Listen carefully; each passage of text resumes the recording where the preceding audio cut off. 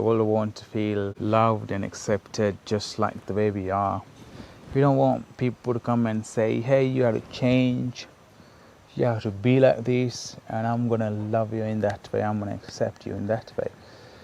But the question is really, how much of our childhood is affecting our adulthood?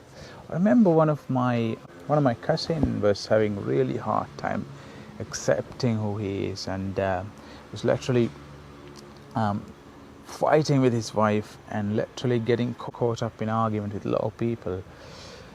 And eventually, they have decided to consult a doctor for him, and doctor really asked him about the kind of childhood he had. He was literally growing up unceremoniously. He didn't have his parents, and he was lonely and isolated. He didn't receive the kind of love he wanted to receive. So that's the kind of childhood he had, and a doctor really examined it and kind of realized that this guy was having really, really rough childhood, and he was literally seeking that unconditional love that he did not experience when he was a child. He was ignored as a child. So he's seeking that unconditional love, and he feel insecure about himself, and he also wanted to accept just like the way he is, but people are kind of refusing, and he feel that rejection is sort of holding resentment, right?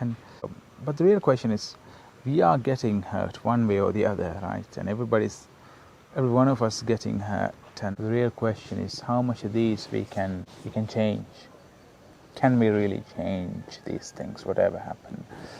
I think people are hurting us, people are doing wrong, they did wrong, and they left, man. And right now it's ours to own it and embrace it and make a change. But can we really change whatever happened in our childhood? Can we change it in the adulthood? The question is really absolutely yes. It's gonna take a little bit of work to do it. But first of all, we have to accept who we are. Self-love is very important. Many people say things like, hey, I'm not gonna do anything better, I hate myself for this, I can't forgive myself, oh my goodness. There are a lot of self-criticism, so we need to stop that in order to make a progress in our life, right? Self-criticism and self-harm, we feel unworthy because somebody said this over 20 years ago. And this is not about judging our parents, by the way. We can't hold your parents accountable for whatever the kind of parenting you receive, because they did their best from whatever they had. You have to remember that, right? This is not about blaming your parents, looking at them, because they adapted that kind of a pattern from their parents and they projected into you, and you had to go through the same pattern. Let me give you an example, mate. And a friend of mine was celebrating his birthday when he was a kid, and he was having this loving and caring family. His mom used to love him so much. He said that he received a birthday surprise. Every birthday, his mother would surprise him with a favorite toy, whatever the toy that he liked, his mother would surprise. He brought up in that way. But after he getting married, he realized that his wife doesn't care about surprise or whatsoever. Obviously, she cares about the birthdays, but she doesn't care about the surprises, and she never surprised him on his birthday. And he was like, okay, she's not loving me so much, and he felt it in the beginning of his marriage. Later on, he kind of realized that his wife never brought up in that way. They never had a surprises.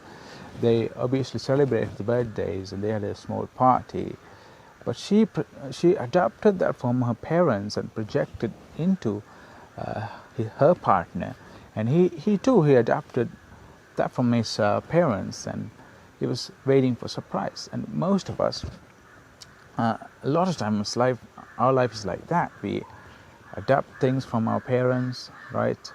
Parents are first teachers, and we are going to project that into the world, that into our partner, into friends, etc. So that's what's happening.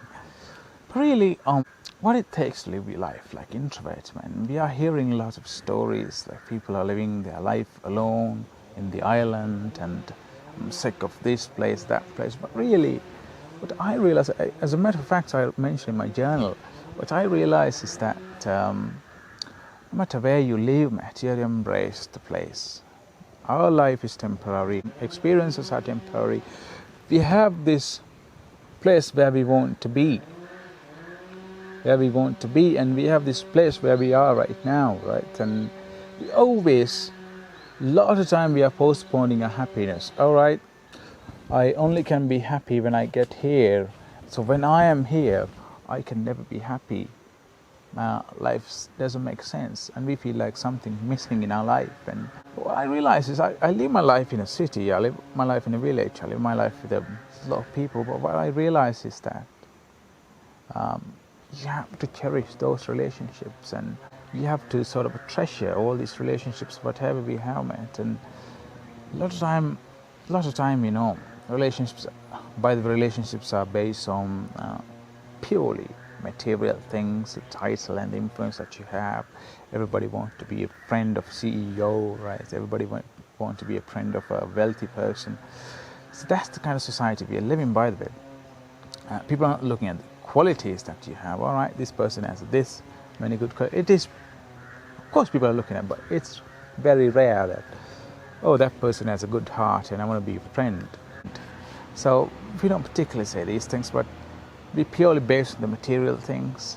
But whatever happened, one of the things also I realized that we have to cherish all these relationships, whatever we have met, because all of a sudden these people are becoming strangers. Either they are becoming strangers after having arguments whatsoever, and the other thing is people will be gone sooner than you expected.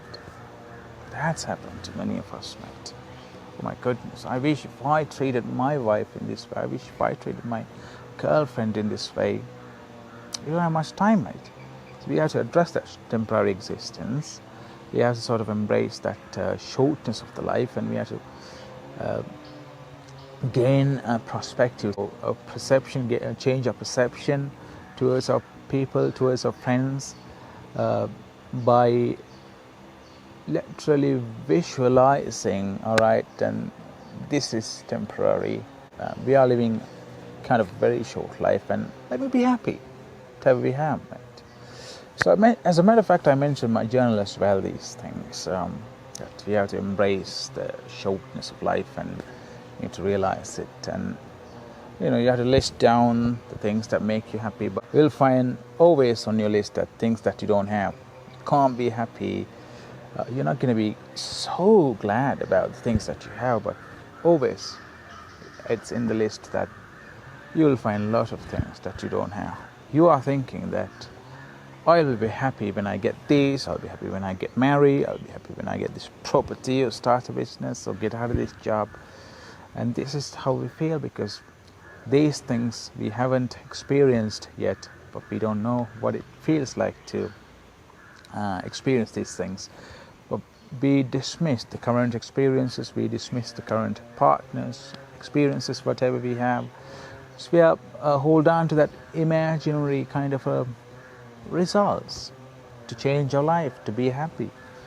I would say that, embrace the place wherever you are, no matter how chaotic. Find something to be grateful, and embrace wherever you are. Try to be happy wherever you are, and literally gonna change your life, basically. If you can't be happy where you are right now, and you will never be happy when you get to where you want it to be. With that, I'm gonna leave, and I'm gonna catch you with another video, and thank you very much for listening.